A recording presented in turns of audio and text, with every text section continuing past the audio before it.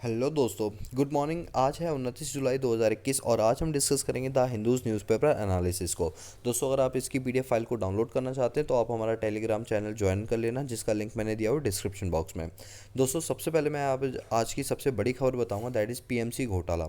आपको याद होगा कि जब लॉकडाउन चल रहा था उस टाइम पर पीएमसी घोटाले के बारे में बात की जा रही थी। Punjab and Maharashtra corporation bank, cooperative bank है। यहाँ पर एक बहुत बड़ी न्यूज़ सुनने को मिल रही है। चलो पहले मैं बिज़नेस सेक्शन की ओर आपको ले जाता हूँ। बिज़नेस सेक्शन में हम जाते हैं और हम अपने इस वाले पॉइंट को इसलिए पहले कवर कर रहे हैं क्योंकि अभी आपको मैंने ना इंडियन इकोनॉमी में एक चैप्टर पढ़ाना है, बैंकिंग वाला। ये उससे पूरा रिलेट खाता हुआ है, तो जब आप पढ़ोगे तो आपको ज़्यादा क्लियर हो जाएगा। यहाँ पर लिखा हुआ है deposit up to ₹5 lakh in ailing banks to be repaid in 90 days. पहले लॉजिक समझो क्या है, इसका फैक्ट जानो क्या है। देखो क्या है, जो हमारा पीएमसी बैंक है इसमें कई सारे लोगों ने अपने जैसे नॉर्मल पैसा डिपॉजिट करते हैं, वैसे ही इस बैंक में भी लोगों ने पैसा डिपॉजिट किया। बट क्या हुआ कि पॉलिटिकल प्रेशर के चलते कुछ ऐसे लोगों को लोन दे दिया गया जिन्होंने कभी लोन को निपटाया ही नहीं, और बैंक के एनपीए यानी नॉन परफॉर्मिंग एसेट्स बढ़ते ही चले गए।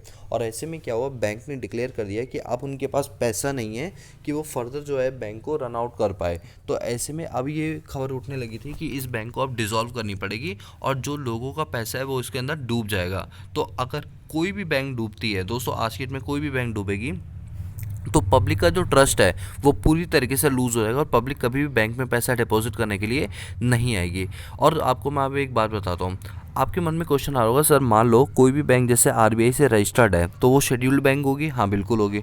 तो क्या सर अगर हम अपना पैसा उसमें डिपॉजिट करें, चाहे वो एफडी के रूप में चाहे सेविंग अकाउंट के रूप में, तो क्या सर हमारा पूरा पैसा डूब जाएगा? आरबीआई कुछ रिम्बर्स नहीं करेगी?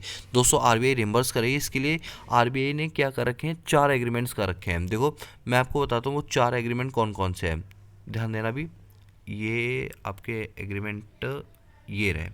देखो यहाँ पर ये क्या है, सब्सिडरीज ऑफ आरबीआई हैं। आरबीआई के 4 सब्सिडरी हैं जिनको भारत के 4 रत्न बोला जाता है।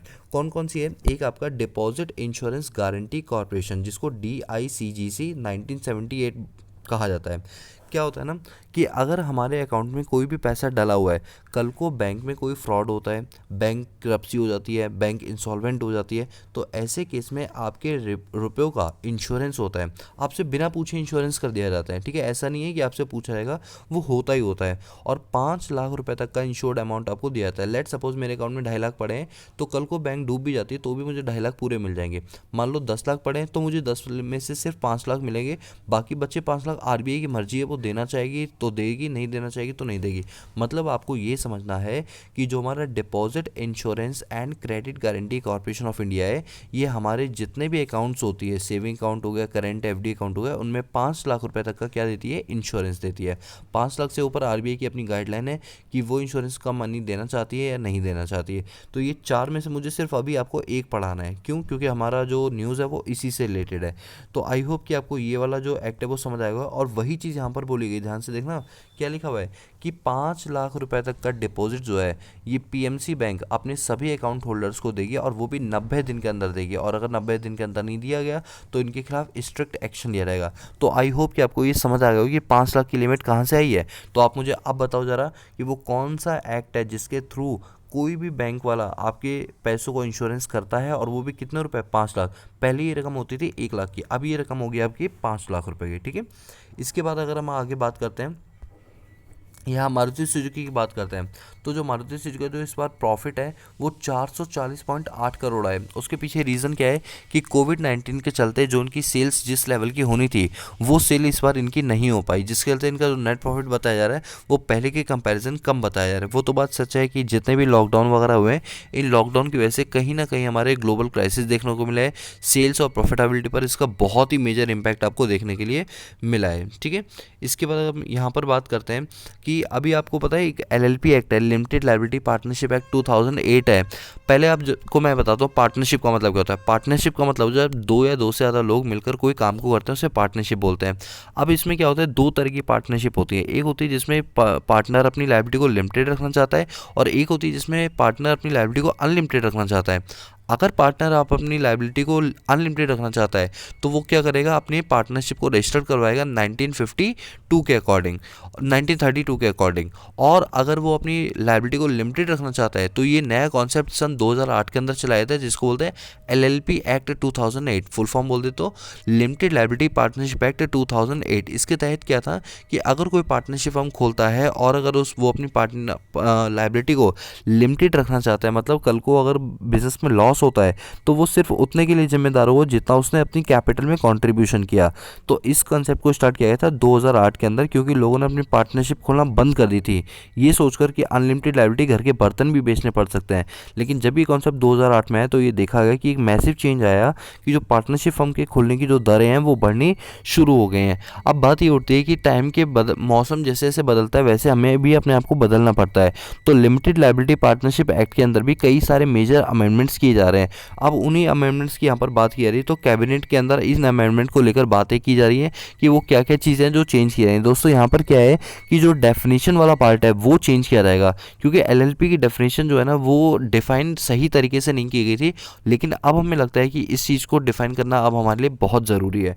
तो वही यहाँ पर लिखा हुआ है कि जो कैबिनेट है उसने वेडनेसडे को क्लियर किया कि अब वो अमेंडमेंट करेंगी LLP एक्ट 2008 के अंदर, और कुछ जो चीज़ें हैं, जो प्रोविजंस है उनमें चेंजेस लाए जाएंगे। जैसे प्रोविजंस के तौर पर अगर हम बात करें, जो डेफिनेशन है स्मॉल LLP की वो चेंज की जाएगी, और इसके अंदर जो ऑपरेशनल एफिशिएंसीज है उनकी जो कैरिकुलम है उनको चेंज किया जाएगा। तो मेजरली आपको ये जानना है कि जैसे टाइम के अकॉर्डिंग कोई भी एक्ट होता है तो उनको भी चेंज किया जाता है। हाल ही में किसको चेंज किया जा रहा है, LLP एक्ट 2008 को चेंज किया जा रहा है, ठीक है।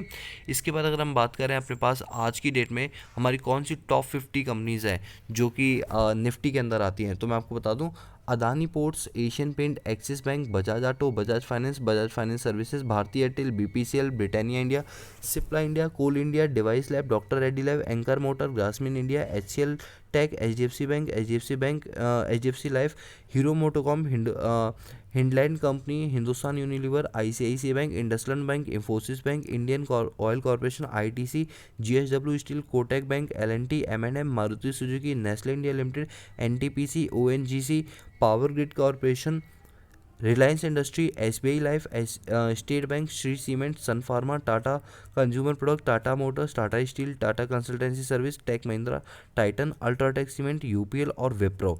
ये हमारी टॉप 50 कंपनियां हैं जो कि निफ्टी के अंदर रजिस्टर्ड हैं, ठीक है।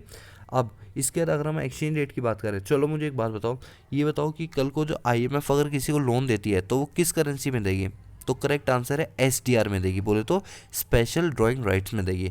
SDR के अंदर 5 बास्केट ऑफ करेंसी होती है, dollar, euro, pound, Japanese yen और चाइनीज़ रेम्बेगनी या युआन। अब इन 5 के आपको एक्सचेंज रेट थोड़ा सा पढ़ लेना है कि इनकी बाइंग रेट क्या होंगे और सेलिंग रेट क्या होंगे। तो वही देखो, US dollar, euro, British pound, Japanese yen, Chinese yuan, Swiss France, Singapore dollar, Canadian dollar और मलेशियन रिंगिट। तो ये होते हैं आपके, इनको भी थोड़ा देख लिया करो। अब यहाँ पर एक बात आ रही है, Paytm payment bank issue 1 crore fast tags. अब क्या मतलब है, देखो अभी जब मैं आपको बैंकिंग चैप्टर पढ़ाऊंगा ना, चैप्टर नंबर 12, उसमें मैं आपको इस चीज़ के बारे में जिक्र करूँगा। वहाँ पर एक पॉइंट आता है क्या कि जो पेटीएम बैंक है वो क्या कर रही है आज की डेट में, पेमेंट बैंक्स का काम कर रही है। जैसे आप जानते हैं ना, आपके पास स्मॉल बैंक होती हैं, एग्रीकल्चरल बैंक्स होती हैं, कॉमर्शियल बैंक होती है, वैसे एक होती है पेटीएम बैंक। पेटीएम बैंक का मतलब क्या होता है कि बेसिकली ये आपको जो पेमेंट का कैरिकुलम है उसको आसान बनाती है। ये जनरली 1 लाख रुपए तक की जो पेमेंट्स है उनको रिसीव करती हैं, जिसके लिए टोटल कई सारी बैंकों ने ऑफर किया था, लेकिन उनमें से सिर्फ 11 ही लोगों को लाइसेंस मिला, जिसमें से पेटीएम क्या है, उन्हीं में से एक है। अब पेटीएम का बोलबाला इंडिया में बहुत ज़्यादा हुई, जब से डीमोनेटाइजेशन हुआ है तब से आप देख ही रहे हैं पेटीएम जो है कितना ज़्यादा आगे निकल चुका है। अब पेटीएम क्या कह रहा है कि हमने अराउंड 1 करोड़ फास्ट टैग जो है वो मार्केट में इशू किए हैं, ठीक है। चलो खैर, ये मतलब नहीं था इशू किया, मुझे तो आपको ये बताना है पेमेंट बैंक्स क्या होती है। जैसे आप आज की डेट में देखते हो ना कि अमेज़ॉन पे हो गया, भीम पे हो गया, फ़ोन पे हो गया, ये सारी हमारी पेमेंट बैंक्स हैं, ठीक है। चलिए अब हम थोड़ा ऊपर की ओर चलते हैं। यहाँ पे ये सारे पॉलिटिकल न्यूज़ हैं जो हमें ज़्यादा पढ़ने की ज़रूरत नहीं है एग्ज़ाम प्रोस्पेक्टिव से, ठीक है।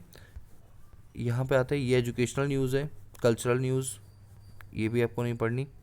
इसके बाद और थोड़ा सा आगे चलते हैं, अच्छा, पेगासूस को लेकर बहुत चिंता व्यक्त की जा रही है। पेगासूस एक ऐसा सॉफ्टवेयर है जो बिना कॉल के, बिना मैसेज के, बिना कुछ किए आपके फ़ोन में घुस जाता है और आपकी जो भी प्राइवेट इन्फॉर्मेशंस है वो यहाँ पर ले ली जाती हैं। और इंडिया के कई सारे मिनिस्टर लोग हैं, उनके ऊपर ये पेगासूस सॉफ्टवेयर का यूज़ किया गया है, जिसके चलते जो इन्फॉर्मेटिव डेटा है वो उनको लीक किया जा रहा है। ठीक है, ये तो बात मैंने आपको वैसे भी पिछले कई सारी चीज़ों में के अंदर बताते हुए आ रहा था। अब यहाँ पे आपको क्या पढ़ना है, अगर हम एडिटोरियल पार्ट पर चलते हैं, एडिटोरियल पार्ट पे आते हैं, क्योंकि आज का एक बहुत अच्छा एडिटोरियल आया है, वैसे कई तीन आए हैं।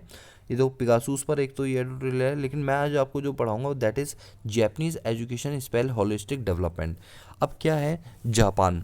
दोस्तों आप जानते हो कि जापान वो कंट्री है जिसने अमेरिका से लड़ाई की थी और हिरोशिमा और नागासाकी जैसे बम इसके ऊपर फेंके गए थे। उसके बाद जापान में इतनी ज़्यादा त्रासदी हो गई थी, इतनी ज़्यादा कि जापान ने पूरी तरह से सरेंडर कर दिया और अमेरिका को बोला कि अब हमारे बस की बात नहीं है अपनी इकॉनमी को चलाना। इवन आज के डेट में जापान के पास अपनी खुद की नेवी भी नहीं है, मतलब उसके पास इतनी दिक्कतें उन दिनों चल रही थी। आज की डेट में आर्मी जो है वो यूएस से भेजी जाती है जापान में, क्योंकि जापान को बर्बाद करने में यूएस का सबसे बड़ा हाथ रहा है।